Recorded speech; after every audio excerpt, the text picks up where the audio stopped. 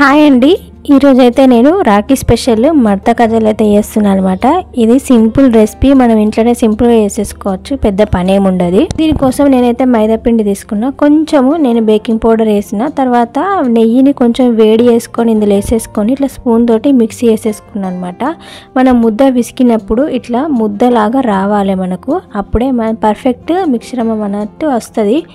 మనకి చేసినప్పుడు కూడా మంచిగా క్రంచీగా క్రిస్పీగా వస్తాయి, లోపల సాఫ్ట్గా ఉంటాయి అన్నమాట. మీరేం స్వీట్ చేసారు రాఖీ స్పెషల్? స్వీట్ హౌస్లో స్వీట్స్ తీసుకున్నారా లేకపోతే ఇంట్లో హోమ్ మేడ్ రాఖీ అనగానే చిన్నప్పుడు మెమరీస్ అన్నీ గుర్తుకొస్తూ ఉంటాయి. మా తమ్ముడు నేనైతే టీవీ రిమోట్ కోసం అయితే ఎంత కొట్లాడే వాళ్ళము. మా తమ్ముడు స్కూల్ నుంచి వచ్చేసరికి రిమోట్ ఇచ్చి దాచిపెట్టడము, నేను సీరియల్స్ లాగా మూవీస్ లాగా చూసేదాన్ని. మా తమ్ముడేమో టామ్ అండ్ జెర్రీలు కార్టూన్స్ లాగా క్రికెట్ మ్యాచ్లు ఎక్కువ చూస్తాడు. నాకు అస్సలు నచ్చేది కాదు.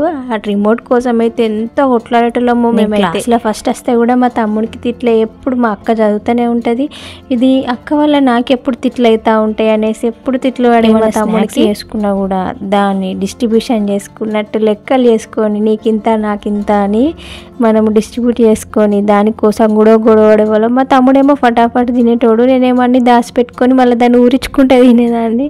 అంత కామెడీ సిల్లి ఫైట్లు కదండి, గుర్తుకొస్తే భలే సరదాగా అనిపిస్తూ ఉంటుంది. సో నేనైతే ఇప్పుడు ఏం చేసిన అంటే చపాతీలాగా ఇట్లా ముద్దలు చేసుకొని చపాతీలు చేసిన, ఎంత మనకు వీలైతే అంత ఎక్కువ పల్చగా చేసుకోవాలి. తర్వాత 1 by 1 ఇట్లా పెట్టేసి ఒకదాని మీద ఒకటి పెట్టుకోవాలి.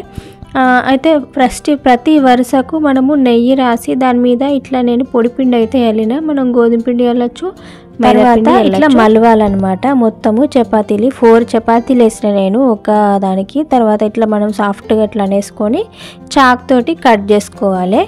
ఇంతే అండి, సింపుల్. మనం ఎంత నార్మల్గా ఇంట్లోనే హోమ్ మేడ్ చేసుకోవచ్చు, హెల్తీగా ఉంటుంది. స్వీట్ హౌస్లో మనం వెళ్ళి కొనుక్కునేంత బదులు ఇంట్లో చేసుకుంటేనే బెటర్, హోమ్ మేడ్ కాబట్టి హెల్తీ ఫుడ్ లాగా కూడా ఉంటుంది.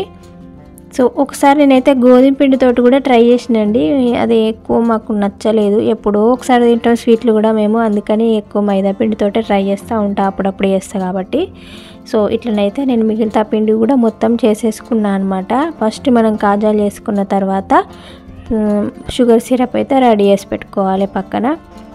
సో ఇట్లా మనము డీప్ ఫ్రైకి ఆయిల్ తీసుకొని మీడియం ఫ్లేమ్లోనే మనం ఫ్రై చేసుకోవాలి, అప్పుడే లోపల ఉన్న సర్కిల్స్ మనం కదా మొత్తం అదంతా, సో అది కూడా కుక్ అవుతుంది అనమాట. హై ఫ్లేమ్లో పెడితే మీద మాత్రం రెడ్డిష్ అయిపోతుంది, లోపల మాత్రం కుక్ కాదు.